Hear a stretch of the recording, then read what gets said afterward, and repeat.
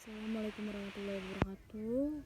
Saya Divatri Ardianti. Di sini saya akan mempresentasikan atau menjelaskan cara memposting jurnal ke buku besar. Di sini saya pakai P3 Arco. Nah, di sini itu kalau mau bikin buku besar itu kita harus menyiapkan beberapa jurnal, ada 5 jurnal dan neraca saldo awal. Nah, kan neraca saldo awal ini biasanya kita temuin di soal. Nah, di sini saya udah buat jurnalnya, jurnal khususnya. Di sini ada CRJ, Cash Receipt Journal. Terus ada Sales Journal, ada Cash Payment Journal, ada Purchase Journal, dan General Journal yang terakhir. Nah, cara membuat buku besar itu pertama kita bikin dulu tabelnya. Nah, tabelnya itu kita sesuaikan dari si neraca saldo awal. Nih, kita buat dulu tabel-tabelnya dari cash in bank, petty cash, account receivable sampai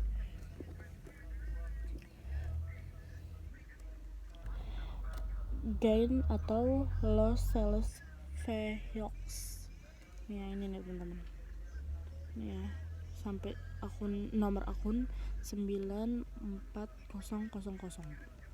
Nah, itu kita buat dulu nih tabelnya ya, kayak gini. Ya, kayak gini. Bikinnya banyak gitu ya. Nah, pertama-tama kita posting dulu dari neraca saldo awal. Nah, neraca saldo awal ini kita posting ke saldo awal di buku besar pertama ya. Jadi misalkan contohnya kayak gini nih, cash in bank 552.240.000. Ini kita posting ke buku besar nih di sebelah debit dengan tulisan neraca saldo atau NS nih tuh teman-teman ya.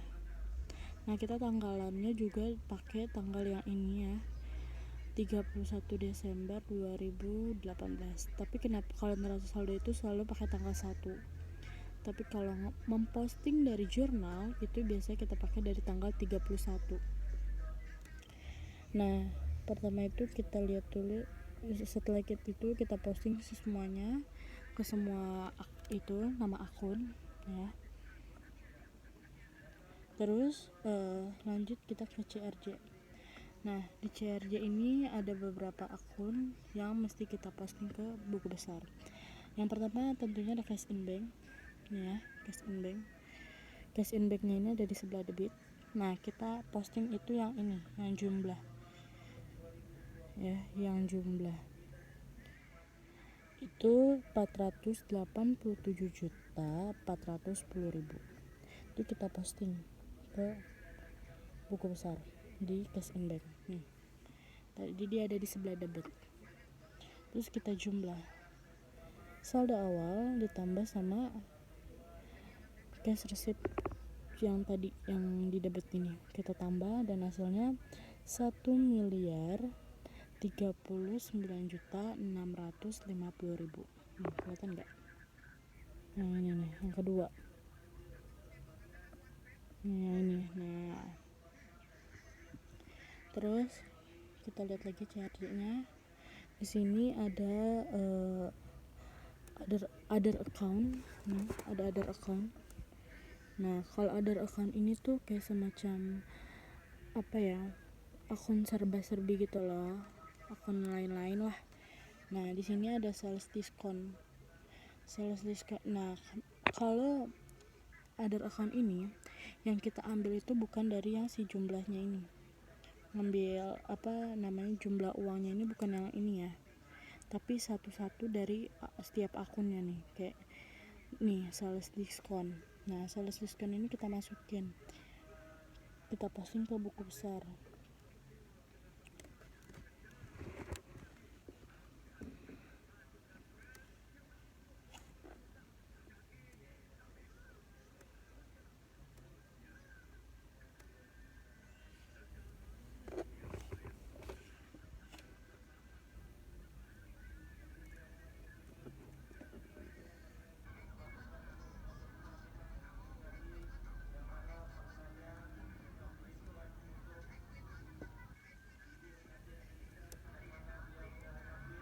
nih.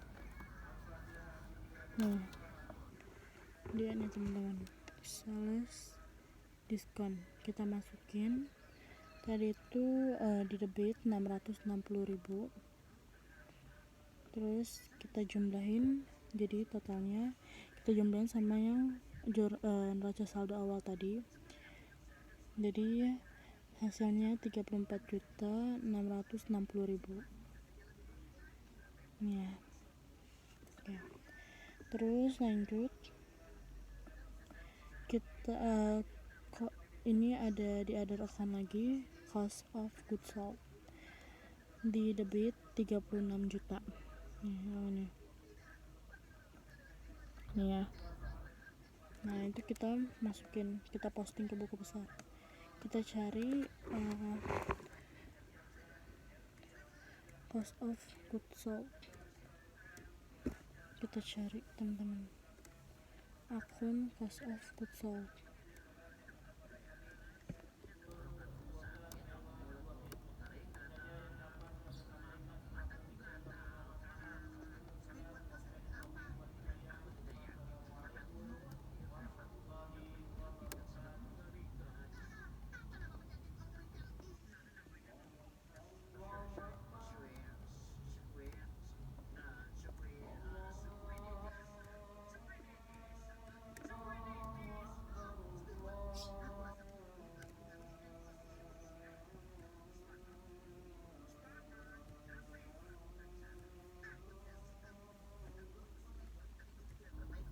Nah ini dia, ini kita posting ke cost of goods sold nih.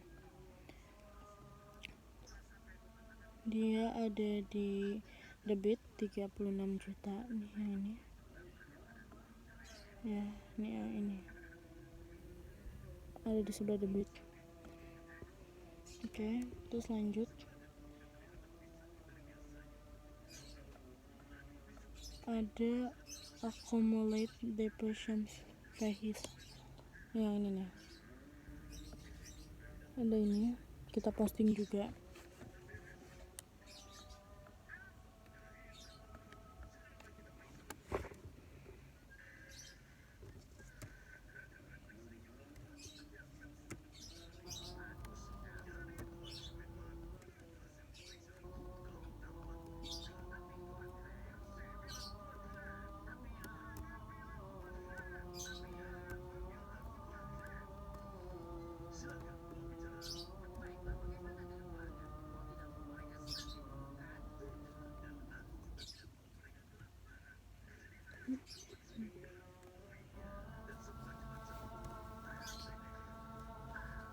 Nih guys,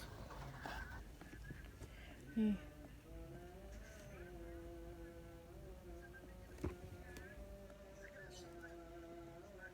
ya, kita posting, dia ada di sebelah debit 30 juta.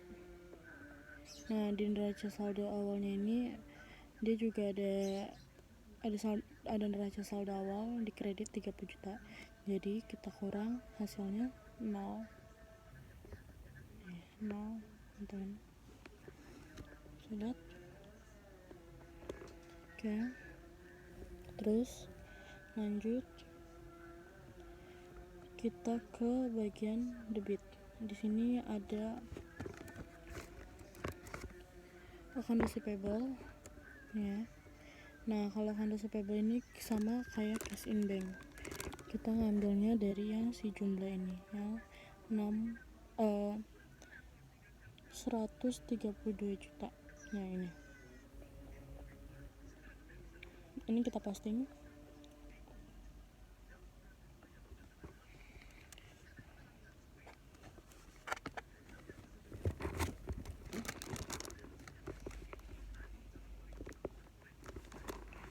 Account receivable, ntar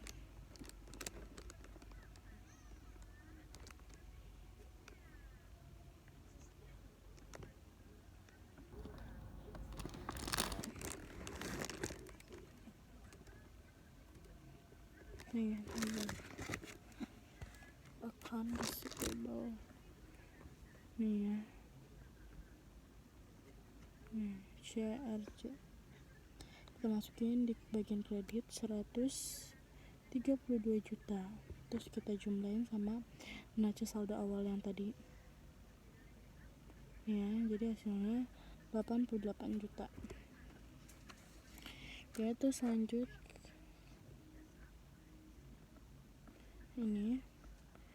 ini juga sama, kita posting juga masing-masing ke setiap akunnya, kayak dari sales, paid out, free collect, merchandise, vehicle cost, gain atau loss sales vehicle.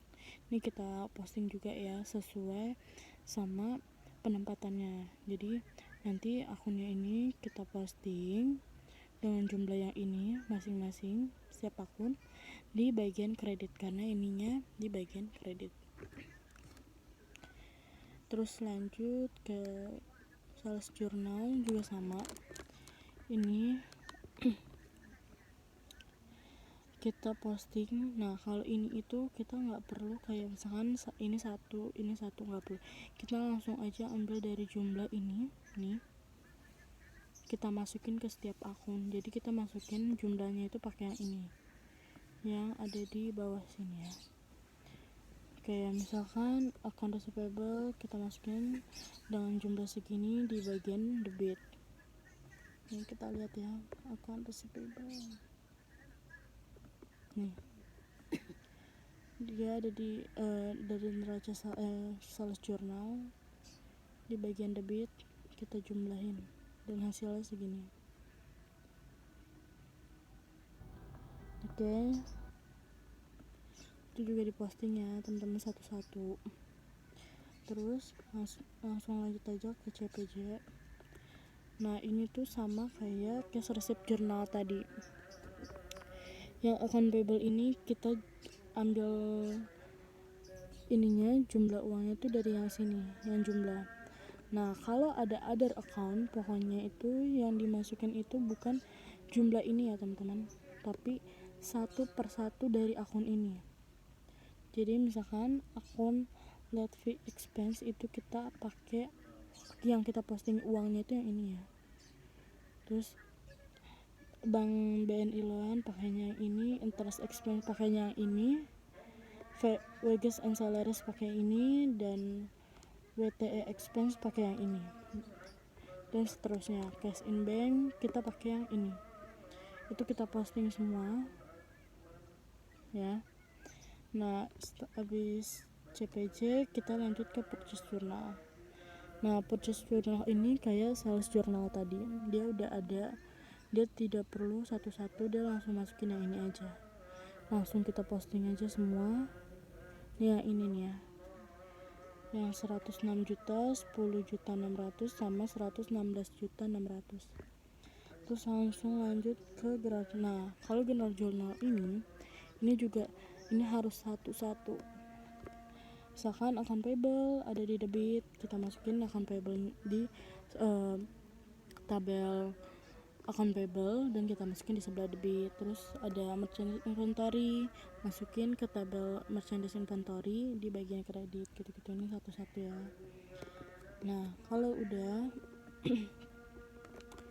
biasanya kalau setelah udah kita posting semua kayak gini nih, kayak gini teman-teman, habis setelah kita bikin buku besar biasanya kita bikin neraca saldo.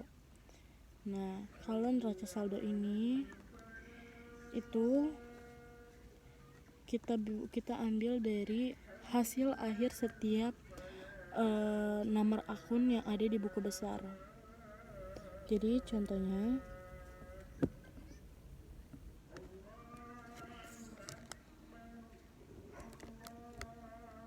nih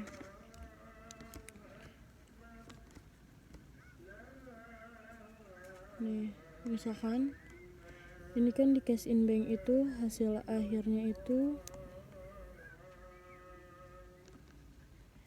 274 juta 560 nih, ada di sebelah debit.